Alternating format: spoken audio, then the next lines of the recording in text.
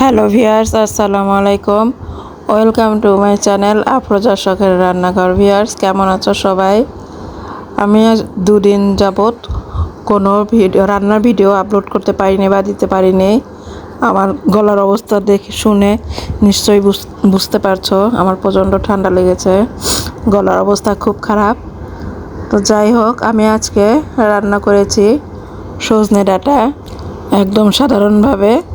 তো চলো দেখে নেওয়া যাক আমি একদম সাধারণভাবে এই সজনে ডাঁটা রান্নাটা কিভাবে করেছি। আমি এখানে দিয়ে দিচ্ছি সজনে ডাঁটা কেটে ছিলে নিয়েছি, দেখে নিশ্চয়ই বুঝতে পারছো।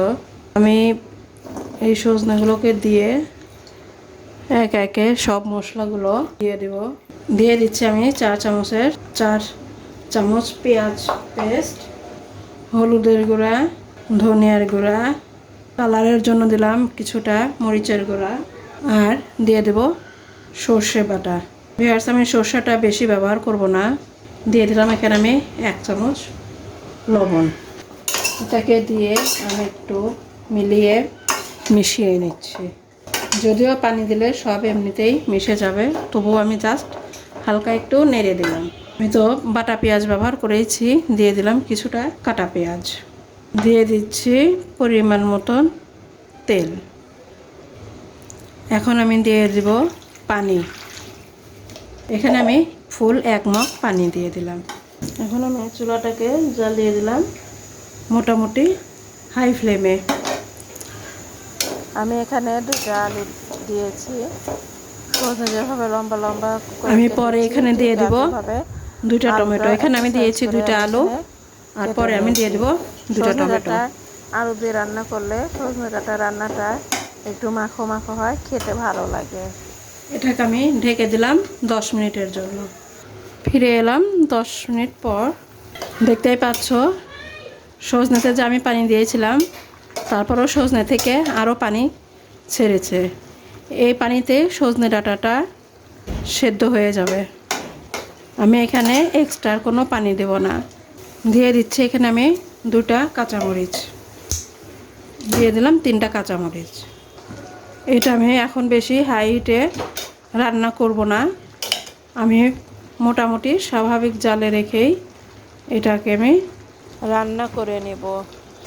ভিউয়ার্স, দেখো আমি টমেটোটা কেটে ফ্রোজেন করেছি, মাঝখান থেকে কেটে আমি ফ্রিজে রেখে দিয়েছিলাম। বের করা ঠিক 5 থেকে 7 মিনিট পর দেখো উপরের চোচাটা খুব সুন্দরভাবে উঠে যাচ্ছে। তোমরাও যারা এভাবে ফ্রোজিং করো তারা এভাবে চোচাটা উঠিয়ে নিতে পারো। দিয়ে দিলাম এখানে আমি 2টা টমেটো। সর্ষেটা একটু বেশি দিলে ভালো লাগতো, যেহেতু আমার বাসায় আমার ছেলে মেয়ে সর্ষেটা খুব একটা পছন্দ করে না, তাই আমি সর্ষের পরিমাণটা একটু কমই দিয়েছি। আমি আবারও ঢেকে দিলাম বেশ কিছুক্ষণের জন্য। ফিরে এলাম কিছুক্ষণ পর। সজনে ডাঁটাটা অলমোস্ট সেদ্ধ হয়ে আসছে। এখন আমি এটাকে আর ঢেকে জাল দিব না বা রান্না করব না। আমি কিছুক্ষণ আলগা রেখে পানিটা আর একটু শুকিয়ে গেলেই আমি এটাকে নামিয়ে নেব।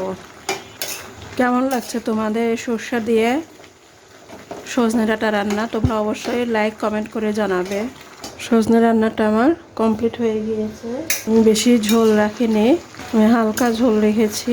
পরে এটা ঠান্ডা হলে আর একটু টেনে সজনে ডাঁটা রান্নাটা সুন্দর মাখো মাখো হয়ে যাবে।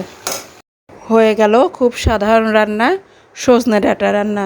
তো ভিউয়ার্স, কেমন লাগলো? খুবই সাধারণ একটি রান্না। তোমরা অবশ্যই লাইক কমেন্ট করে জানাবে, আর আমার চ্যানেলে নতুন হয়ে থাকলে প্লিজ সাবস্ক্রাইব করে দিও। ধন্যবাদ।